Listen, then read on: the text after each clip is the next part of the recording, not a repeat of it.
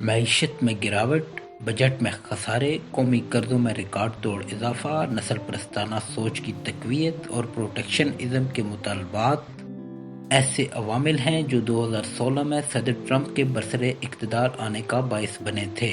और ये अवामिल बदस्तूर बाकी हैं, बल्कि ट्रंप के दौर में इनको मज़ीद तक़वियत भी मिली। ट्रंप के दौर इक़्तिदार में आलमी सतह पर बुरी तरह मस्ख़ हो चुके अमरीकी चेहरे को बेहतर बनाने के लिए ज़ाहिरन नौ मुंतखब अमरीकी सदर जो बाइडन ने बेड़ा उठाया है।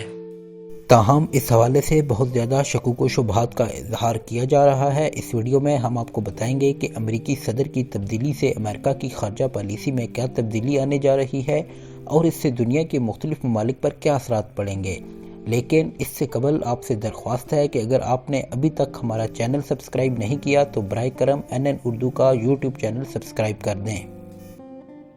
अमेरिका में नई हुकूमत के आगाज़ और जो बाइडन की तकरीब हल्फ बर्दारी के साथ ही इस मुल्क की खारजा पॉलिसी में ज़ाहिरी तब्दीली के बज़ाहिर आसार दिखाई दे रहे हैं, लेकिन साथ साथ इस तब्दीली के तरीक़ाकार के हवाले से ठोस शकूक व शुबहात का इजहार भी किया जा रहा है।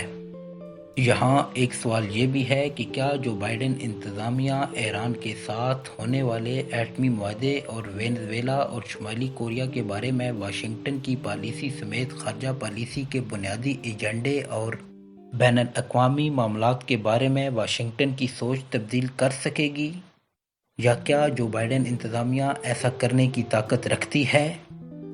इस हवाले से जो बाइडन और इनकी टीम के आला ओहदेदारों के मौक़िफ़ का जायज़ा लिया जाए तो इस सवाल का जवाब नफ़ी में दिखाई देता है।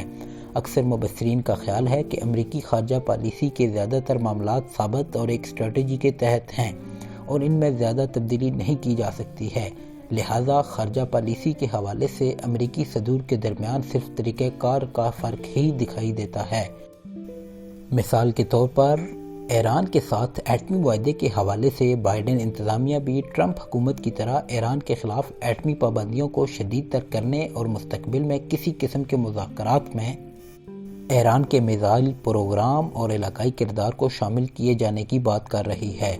हर हाल में इसराइल की हमायत भी जारी रखना भी अमरीकी पॉलिसी का हिस्सा बन चुका है, जिसमें कोई तब्दीली नहीं आ सकती। इस तनाज़ुर में देखा जाए तो जो बाइडन इंतज़ामिया भी इसराइल और अरब मुल्कों के दरमियान गठजोड़ और ताल्लुकात की बहाली के एजेंडे को जारी रखेगी।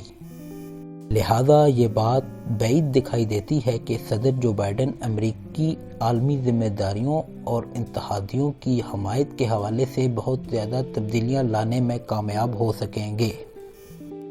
ताहम नाज़रीन, अगर अमेरिका के अंदरूनी हालात के बारे में बात की जाए तो जो बाइडन ने अमेरिका के 46वें सदर की हैसियत से अपने खिताब में अमेरिकी अवाम पर इत्तेहाद के लिए ज़ोर देते हुए कहा है कि इत्तेहाद और यकजहती से पूरे अमेरिका से लाकानूनियत और इंतहा पसंदी का खात्मा किया जा सकता है। जो बाइडन ने सफ़ेद फाम, नस्ली बरतरी के नज़रिए और अंदरूनी मुल्क दहशतगर्दी की तरफ इशारा करते हुए ये भी कहा कि इन मसाइल का भरपूर मुकाबला किया जाएगा।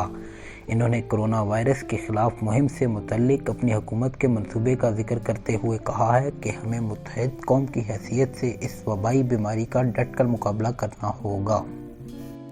नाज़रीन, यहाँ एक दिलचस्प बात यह भी है कि जो बाइडन तकरीब हल्फ बर्दारी के खिताब के दौरान